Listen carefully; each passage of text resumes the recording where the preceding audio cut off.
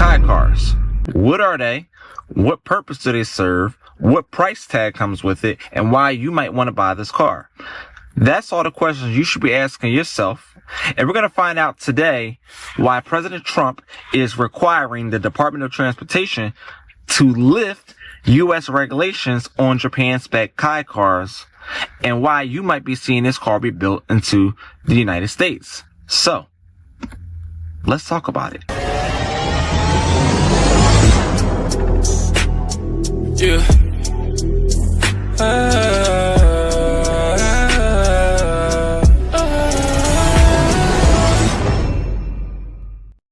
What's going on, y'all? It's your boy Blackhawk Bond 007 back here with another video. If you know the vibes, hit the subscribe.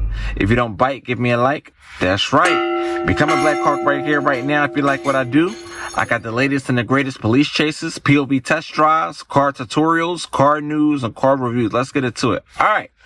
So, KEI Cars, okay? Let's get right into what a KEI car is. We're doing it separate from this meeting, but I think everybody here would agree with it. If you go to Japan, where I just left, and if you go to South Korea and Malaysia and other countries, they have a very small car, sort of like the Beetle used to be with the Volkswagen. They're very small, they're really cute. And I said, how would that do in this country? And everyone seems to think good, but you're not allowed to build them. And I've authorized the secretary to immediately approve the production of those cars. So you'll be able to buy, they really are, they're actually, some of them are really beautiful, actually. If you take a look, Honda, some of the Japanese companies do a beautiful job. But we're not allowed to make them in this country. And I think you're going to do very well with those cars. So we're going to approve those cars. Would you like to say something about that? Well, no, just that he never stops working, so even when he's on Asian time, he's calling me at midnight in the States. But he gave me the directive to clear the regulations on this, which we have. And so if Toyota or any other company wants to make smaller, more affordable cars, fuel efficient, we have cleared the deck so they can make them in America and sell them in America. They're really nice and less expensive. And it really gives people a chance to have a car, have a brand new car as opposed to a car that maybe isn't so great. And so you car companies start thinking about that. I think it's going to be a tremendous market. A KEI car is a super small, compact vehicle, okay? They come in all types of body styles, all types of flavors. And when I say small, I mean smaller than a subcompact car. So let's talk about a KEI car that is specifically a car, or basically a non-truck, because KEI cars also comes in trucks. They also come in box wagons. Think of the Scion XB, except it's smaller than that. Okay. So let's talk about sedans, okay? Toyota still has a full lineup of sedans. You have the full-size sedan, which was the Toyota Crown. Prior to that, car's predecessor was the Toyota Avalon. Then you have the mid-size sedan, the Toyota Camry. Then you have the compact sedan, which is the Toyota Corolla, which also came in a hatchback. Then you have the subcompact sedan, okay, which is the Toyota Yaris, okay? So, full lineup of sedans, right? Let's talk about Chevy. When Chevy had a full lineup of sedans, which is crazy because they don't make sedans anymore, they had the Chevy Impala, full-size sedan. Then they had the Chevy Malibu, full-size sedan. Okay. Then they had a Chevy Cruze, and prior to that, the Cobalt, both compact sedans. And then they had a subcompact sedan smaller than that, the Chevy Sonic. Prior to that, it was the Chevy Aveo. A KEI car is smaller than a subcompact sedan. Okay. So can you imagine how small this car is and what power figures come with this vehicle? We're talking a car that has, you ready for this, y'all? Enough horsepower to race a bicycle. You heard me right. A bicycle might be able to go faster than this vehicle. If you live in Philadelphia and you are familiar with Kelly Drive. I used to be up to speed with regular cars. Can you imagine a bicycle getting up to speed with a KEI car? Okay. We're talking about 80 horsepower, probably at best. Okay. One KEI car that I've always liked was the Honda S660. Think of the Honda S2000, except the S660 was a KEI car, which is very small, two-seater roadster. So that's how small they are. Then you have these, think of the Scion XB, except it's smaller. Like, that's how small it is. So we're talking ample fuel economy. We're talking, oh my God, no, almost no horsepower. But hella affordability if it's built in the United States. So the average car costs $35,000, $40,000. We're just starting to see cars, north of, 30,000. So how much would a KEI car cost? Would you be interested in buying one? Would it be your daily driver? Like, it would benefit you, I would say, maybe if like you're like in a city. You know what I mean? But on the highway, think of a big ass pickup truck flying past you at 85 miles per hour, and your car is only limited to 85 miles per hour top speed. I would be scared to death and driving in the far right lane. I would be driving on a damn shoulder. Okay. Yeah. No KEI car for me. Unless it was like a secondary car, driving a local. I don't see the lack of fun in having a KEI car. You know what I mean? Just think of the Mazda Miata. You know what I mean? It's not like some crazy sports car with like a high performance engine. It's just a driver's car. You know what I mean? So when you pull out during the winter time, if you don't want a expensive Mini Cooper, you buy yourself a Mazda Miata MX-5. Keep the top up. You know what I mean? Or they have a hardtop version. You know what I mean? So think of that, except smaller. So if this is something that you would be interested in, let me know in the comment section below. Let me know what you think of a KEI car. Let's talk about it. And with that said, this is why I think I should make a trip to the White House and talk to President Trump. Because if he can approve something like that, then he should be mandating the American companies, Ford and GM, to provide something for American consumers from an American company. He should be forcing them to be competitive in markets that they have left. Sound familiar? The freaking sedans. Where are our Ford compact sedans? Where are our Ford midsize sedans? Where are our Ford full-size sedans? Economy and luxury counterparts. Nobody said that they wanted the fucking cars gone. Chevy, GM, where are they? You don't even have a brand to compete against Dodge. Cause Chevy don't count. You had no business getting rid of Pontiac. None. If I had to sacrifice a brand and I had to choose between Pontiac and Buick, I'm telling you right now, I would have said scrap the shit out of Buick, keep Pontiac brand. But you know what their problem is? GM is afraid of cars overpowering the goddamn Corvette. Everybody don't want a Corvette. Okay? You thought the Corvette was going to be mass produced, and at the end of the day, it's not even remotely a competitor to the Viper. So, you know what I mean? Now, they're coming out with high performance versions, but GM have had some beautiful products, and they canceled them because they were scared that it was going to outperform, or no, they were outperforming the Corvette and they didn't want that shine. So we're talking about a product that was selling perfectly fine, and they said, okay, no can do. Put it out of production. So with that being said, okay, GM and Ford left the market. They had no business leaving. GM said it himself, the president. I think his name is Mark Roos. I think I said it right. But anyway, he said they regret canceling the Cadillac CT6. If Trump is tapping into foreign automakers to bring their type of vehicles over here to create a competitive market. That's cars. Why do you think the U.S. automakers left the car market? You remember what Jim Farley said? We're leaving out of the boring car business. And when I heard that, I'm like, what did he mean by that? He's trying to justify why we don't need sedans.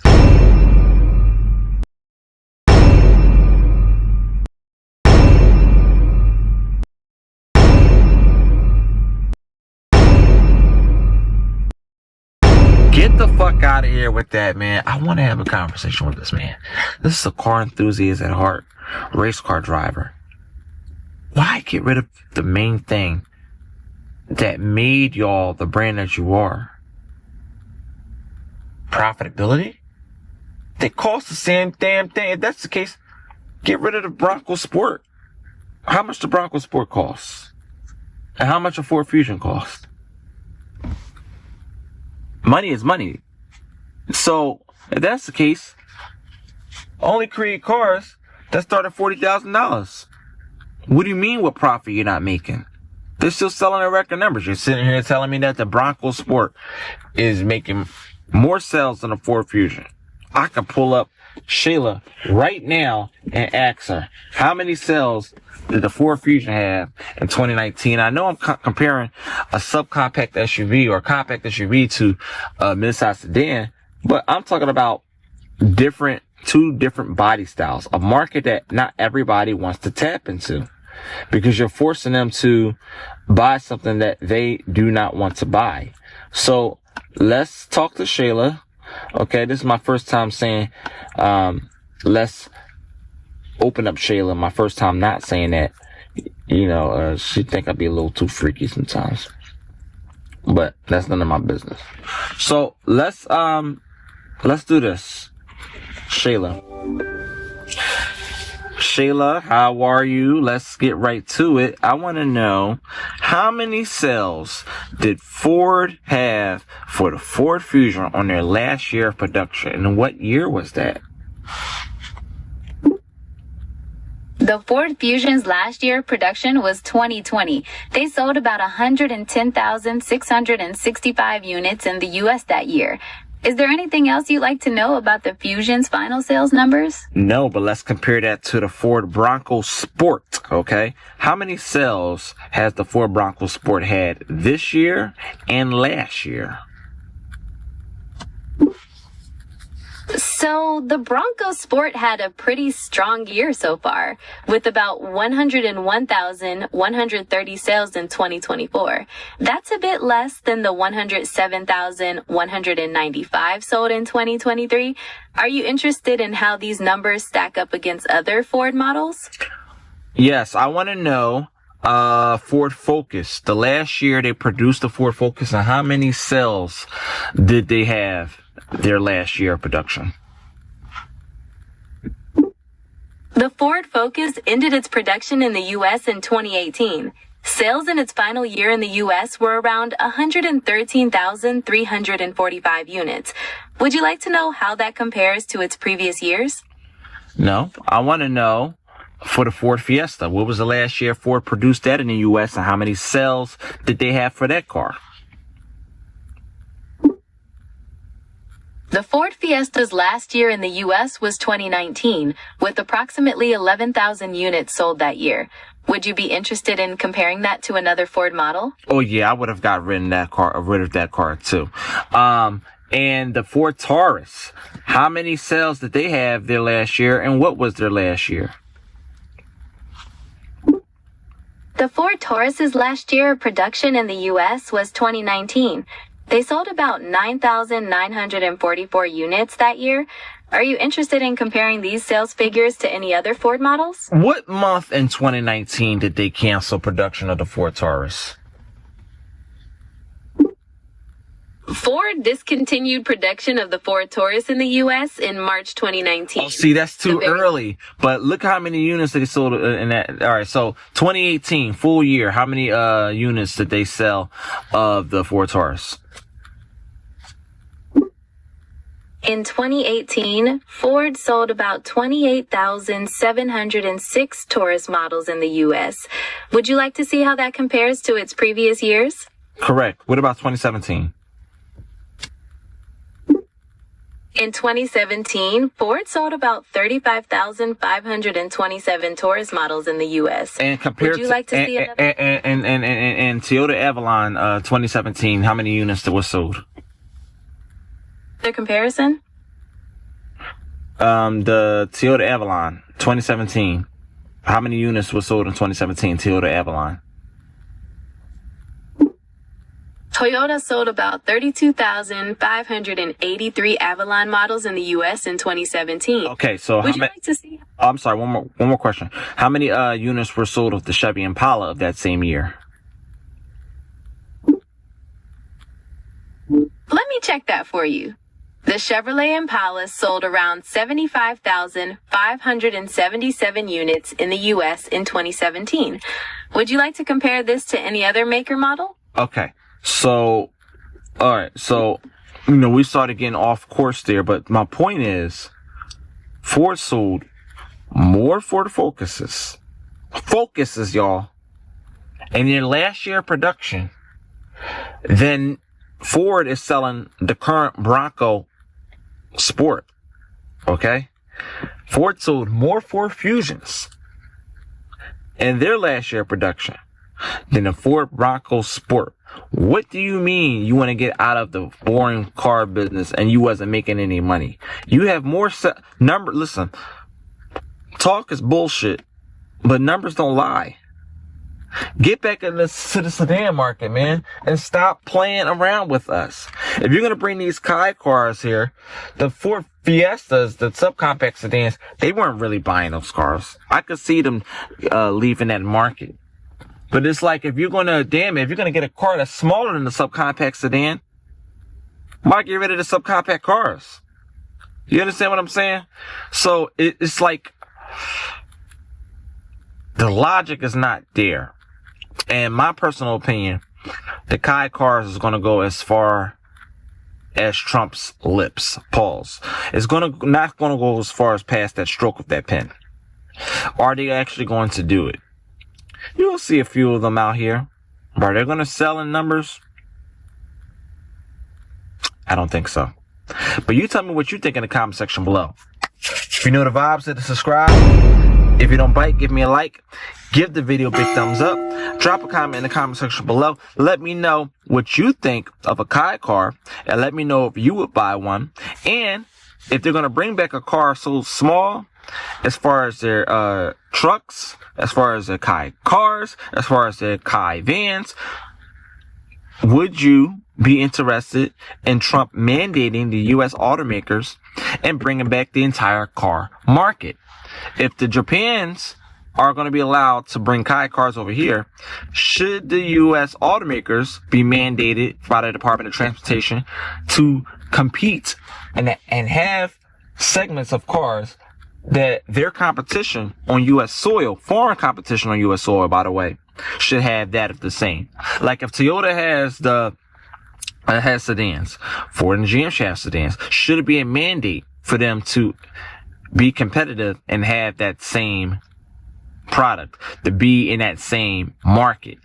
Like, it shouldn't be a mandate, because we should not have to buy a Honda or a Toyota car because the U.S. doesn't provide a brand new one. And some people don't want to buy, many don't want to buy used. I want to buy that new Ford Taurus that's in China. Make it over here. You understand what I'm saying? So, should they? I say yes, but what do you think? And most importantly, why? And until next time, holla at your boy. I'll see y'all on the next video. Kind of makes me wonder why the hell so many people are trying to tell me to slow down. Seems like motherfuckers should be shutting the hell up and enjoying the show.